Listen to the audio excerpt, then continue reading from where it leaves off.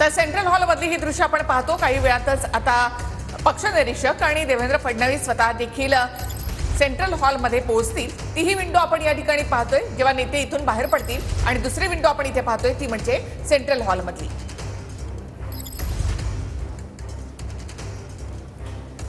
तरी थेट नागपूरमधली दृश्य आपण पाहताय। नागपूरमध्ये देवेंद्र फडणवीस यांच्या घराच्या बाहेर आता कार्यकर्त्यांचा जल्लोष जो आहे तो सुरू झालेला आहे।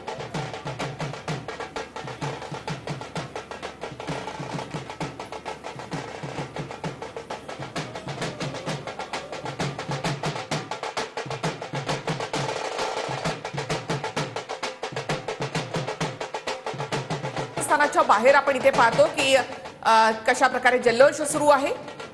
देवेंद्र फडणवीसच पुन्हा एकदा मुख्यमंत्री बनतायत त्याचा आनंद या कार्यकर्त्यांच्या चेहऱ्यावर दिसतो। प्रत्येकालाच या ठिकाणी मुंबईत येता आलेलं नाही, मात्र त्यांच्या नागपूरमध्ये कार्यकर्त्यांमध्ये हा आनंद व्यक्त केला जातोय।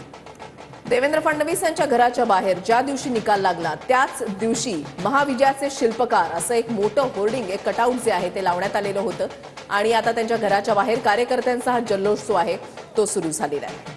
तर कोर कमिटीची बैठक जिथे भाजपच्या कार्यालयामध्ये सुरू होती तिथे अद्यापही पक्षनिरीक्षक आणि देवेंद्र फडणवीस इथे आहेत। ते अजूनही सेंट्रल हॉलमध्ये पोहोचले नाहीत। सेंट्रल हॉलमध्ये या प्रत्येकाला प्रतीक्षा आहे ती महाराष्ट्राच्या नव्या मुख्यमंत्र्यांची। तर आमदार या ठिकाणी पोहोचले, प्रतीक्षा आहे देवेंद्र फडणवीस आणि पक्षनिरीक्षकांची।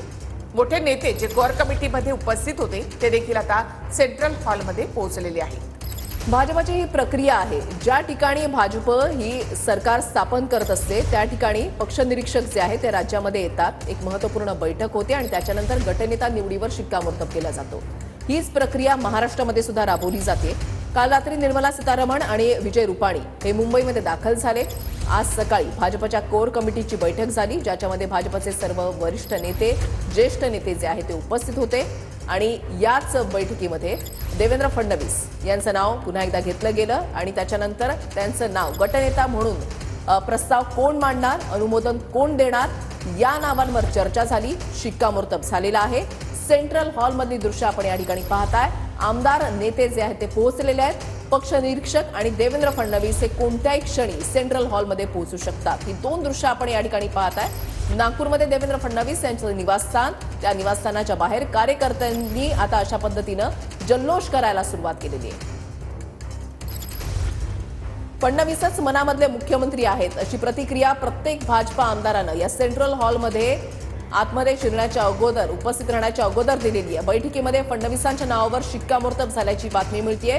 गटनेते पदासाठी फडणवीसांच्या नावाचा प्रस्ताव जो आहे तो मांडला जाईल। ही प्रक्रिया आहे, ही प्रक्रिया जी आहे ती काही वेळातच आता सुरू होणार आहे।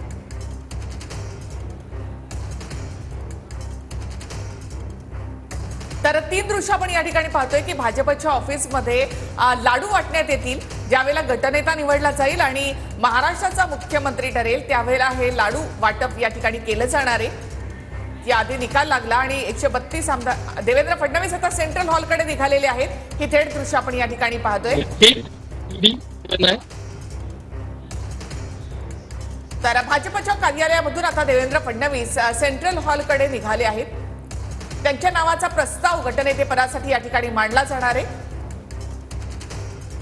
आशिष शेलार आणि रवींद्र चव्हाण प्रस्तावाला अनुमोदन देतील आणि हा प्रस्ताव जो आहे तो मुनगंटीवार आणि चंद्रकांत पाटील यांच्याकडून मांडला जाईल आणि देवेंद्र फडणवीस हे आता सेंट्रल हॉलमध्ये जात आहेत। प्रसाद लाड सुद्धा आता आपण या ठिकाणी पाहताय। प्रत्येक आमदाराच्या डोक्यावर भगवा फेटा आहे।